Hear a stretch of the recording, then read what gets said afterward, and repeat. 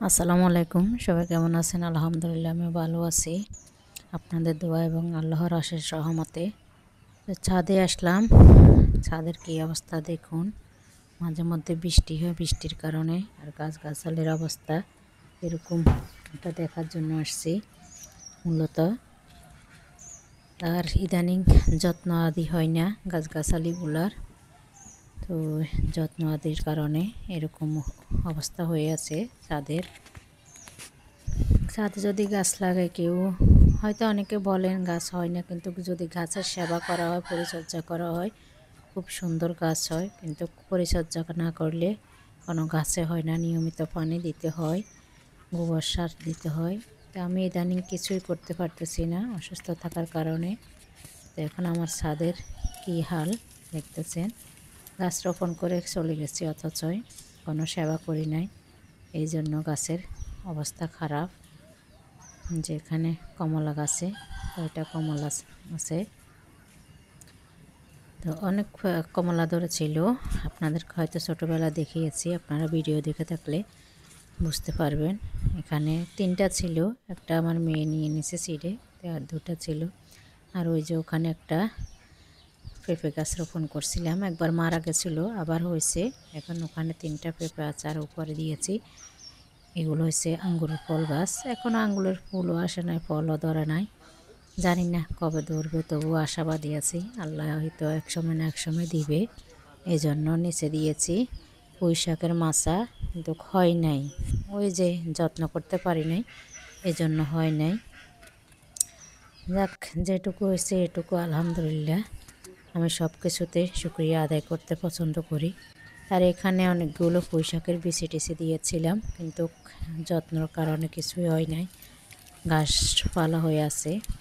এখানে গাছপালা, পুর্তলিকা, লতা, আমরা 9টার ফুল বলি, 9টার ফুল সহ অনেক ফুল গাছ এখানে ঘাসের জন্য দেখা যাচ্ছে না। আর এটা হচ্ছে লেমন গাছ, বালতির ভিতরে এটা লেমন গাছ।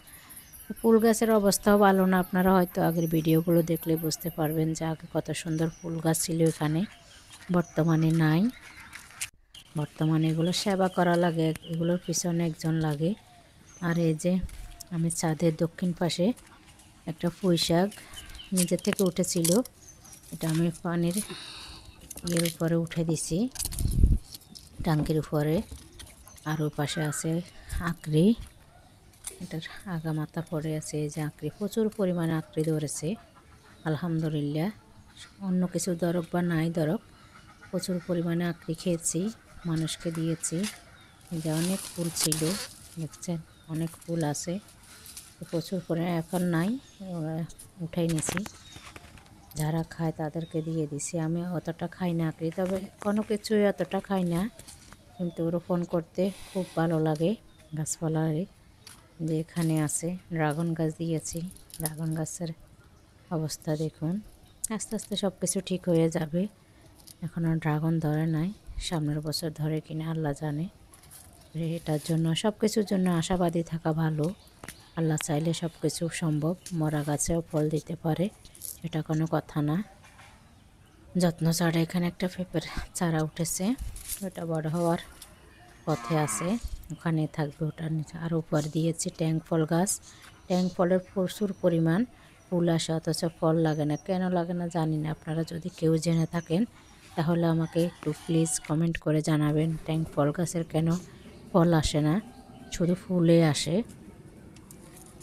এই যে দেখুন, এখানে অনেক গাছ লাগিয়েছিলাম। এই বালতিগুলো দেখতেছেন সব মরিচ গাছে ভরা ছিল, কিন্তু বর্তমানে সব মারা গিয়েছে, কিছুই নাই। ছাদের অবস্থাও খারাপ, পরিষ্কার করা হয় নাই, যেগুলো সব মারা গিয়েছে, একটা মরিচ গাছও নাই। এখানে প্রচুর পরিমাণে মরিচ, আমি কিন্তু মরিচ কিনি না। আর এখানে 2টা মরিচ গাছ ছিল,